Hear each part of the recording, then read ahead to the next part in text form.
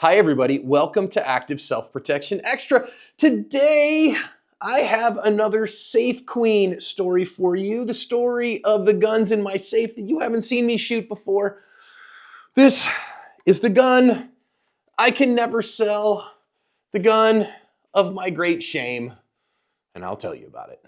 Today's video is brought to us by Mantis. The Mantis family of products is integral to ASP staff building handgun and carbine skills and are your most economical and fastest path to improvement in your skills too. Whether you choose the X10, the Laser Academy, the Blackbeard, or use them all in concert, they will help your practice be more effective, efficient, and fun. Go check them out, pick up a unit, and thank them for sponsoring today's video. So this isn't a bad gun. It's just a gun that I am ashamed that I bought. I mean, not really ashamed. I'll tell you the story of it. And I can never sell this gun unless you wanted to buy it from me. I'm not asking you to buy it from me. I'm saying if somebody wanted it more than me, they would make my heart glad. But this is a Stag Arms Super Varminter. It is an interesting AR pattern rifle. It's just an AR pattern rifle, right? So it's nothing crazy special. It's not the left-handed version. If you know Stag Arms, this is the old inclination of Stag. They've been reset. I bought this gun in 2012. At the very end of 2012, so that's the old Stag Arms. Again, they've been reconstituted since then.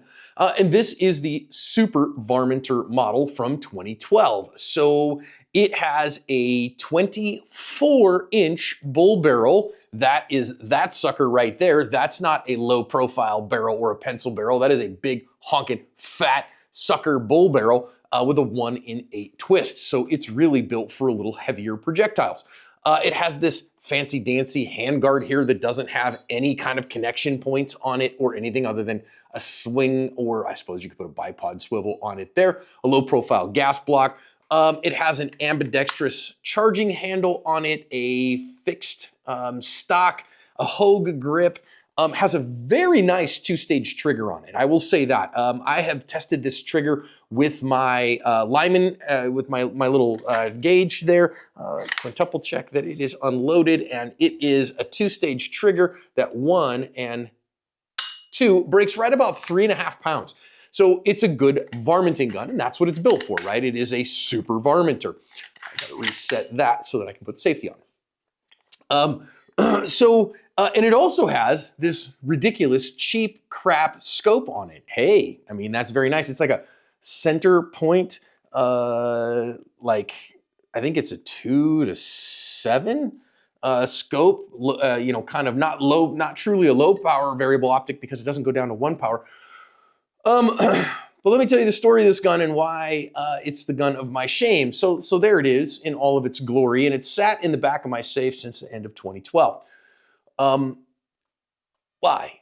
Well, if you remember 2012, actually in December of 2012, the atrocity at Sandy Hook Elementary School happened, and an absolute travesty and an atrocity that all those children died at the hands of a murderer. Again, we follow, muff me if bad words offend you, we follow the some asshole rule at Active Self-Protection. We will never name perpetrators of mass violence. And so I won't remind you what the name of the perpetrator is there, but he killed his mother, stole her guns out of her safe, and then went to the school, killed the principal and a bunch of children in the school, like young ones, little ones.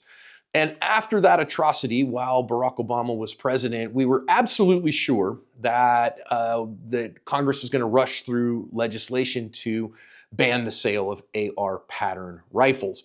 At the time, I had bought my first AR-15 pattern rifle. Again, some people call them platforms. It doesn't get me wrapped around the axle, but that's not technically accurate or true. It's a pattern of rifle, and they're very popular and very common because they are not the patent on the Stoner design has expired, so anybody can make them.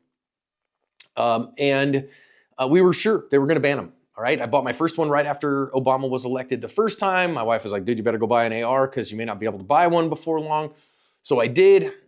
And then right after, like a week after Sandy Hook, everybody ran out. If you were in the gun world there, and that's 12 years ago now, literally right at 12 years ago, everybody ran out and bought everyone off the shelves, right? And this is kind of 2012. I mean, the intertubes existed and you could order things online, but they sucked dry all of the suppliers, all of the warehouses, the wholesalers got sucked dry of inventory, like, very, very quickly. And so within 72 hours, you couldn't find an AR-15 anywhere at any price. It's as simple as that. You just couldn't find one on a retail shelf anywhere. And so I happened to be the following week in Chino Valley, of all places, and I was helping a friend move.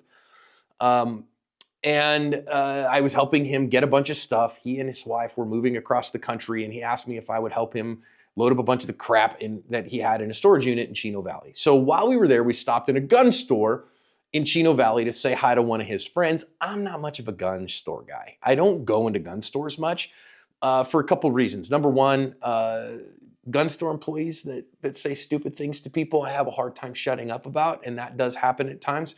It's just not my bag. I don't like going and just, ogling and fondling guns. It's just not what I do. But we went in to see his friend. And as we did, his friend who was working behind the counter unboxed. He'd just gotten a UPS shipment, and guess what was in his shipment? A single Stag Arms Super Varminter bull barrel. He was the owner of that shop, and I was like, man, that's pretty cool. Is that gun spoken for? And he was like, no, actually, this one is going to go on the shelf. And I was like, all right, what do you want for it? And he was like, well, what do you want to give me for it? And I was like, man, that's just not how I am. I'll buy it from you right now. If you want to tell me, I might buy it from you, depending on how much you want for it. And he said, $1,400. Now, in a modern context, $1,400 for this rifle, and I'll tell you what it is in a minute. Again, I'll give you a little bit more about what it can do. $1,400 in 2024 for an AR pattern rifle. It didn't have this cheap piece of crap scope on it either, by the way. It was slick railed. It's too much money. I mean, that'd be a ludicrous amount. But this is in 2012 too. This is before we printed trillions of dollars during COVID and devalued our money by 50%, and then another 8 years before that. So $1,400 then, that'd be like, in a modern context, it's probably like $2,500 for an AR in late 2024, early 2025. So, you literally couldn't find one. And we were under the impression, and I think it was a rightly earned impression at the time, that Congress was going to ban the sale of AR pattern rifles. And so I plopped a credit card down and I paid him $1,400 for it. And I took it home, and I was excited about it. It caused a bit of a marital discussion when I got home. Now, you saw Laura on the channel recently. Mrs. Asp, Laura Correa, is an incredible woman and puts up with much from me, okay? But I was living on a pastor's salary and also an adjunct professor. I was just barely earning a few dollars here and there teaching with active self-protection in terms of like teaching basic handgun classes. I was like a basic NRA certified instructor at the time. And she was like, how many classes are you gonna have to teach to pay for that gun on the side? Because we ain't got that kind of money in the family budget. And that's exactly what I had to do. I had to go back and earn that money back and pay off this rifle. So I literally borrowed money from my family to pay for this rifle. And it sits in the back of my safe now. Why? Because I just have this thing. I hate losing money selling guns. I don't sell guns very often. I mean, I will here or there. If somebody's like, hey, John, I really, really need this gun. And I'm like, I'm not using it anymore, whatever. But I hate losing money. It's just a thing for me. And that's an emotional thing. And of course, who in the world would ever pay me $1,400 for this rifle in order to have it in their safe instead of it in my safe? Now, it's pretty nice for a varminter. If you want to shoot varmints, or if you want to shoot coyote, if you want to shoot groundhogs, you want to shoot things at far distance, the 1-in-8 twist on this, you put heavy ammo in it. It's Stag guaranteed when this rifle came out that it would have 1/2 minute of accuracy, or minute of angle accuracy, which a 1/2 minute is pretty amazing. Now, I don't think with this cheap ass scope on it that it's going to do that. But, you'd have to put better glass on it for sure. I put this on there to have something on it. I took it out predator hunting a couple of times. I shot one coyote with it. But I would take that off in a heartbeat. I mean, you can look at it and see it's not mounted correctly. This is mounted too far back because I wasn't very good at this stuff when I got it, and it sat in the back of my safe, and I haven't messed with it. Every time I look at this freaking rifle, to be honest with you, it just makes me mad. It makes me mad for what I paid for it. So if somebody out there in the land said, you know, I have $1,400 that I just want John to not be mad every time he goes into his safe, and you want to buy this gun, especially if you live in Arizona, that's great. If you live somewhere else, we'd have to do FFL transfers and all that stuff. I'm not offering it for sale. I'm just saying that's how that goes. So yeah, it does offer half-minute accuracy. It's got a 3.5-pound trigger, which is a very nice 2-stage trigger. It's a nice trigger on a gun. And it's obviously with the bull barrel incredibly accurate. It's heavy as all get out, man. It's like a 9.5-pound AR pattern rifle, which is bonkers heavy for this kind of gun. And so as it sits, it's the gun that I will never sell out of my safe because I will lose my shirt on it. I don't know what I would get for this rifle right now. I think if somebody really wanted a Varminter AR, like a classic Varminter AR, it would do fine. And probably, I would guess, go for, I don't know, $800 or $900, but I won't sell it for that because I don't want to lose money out of my safe.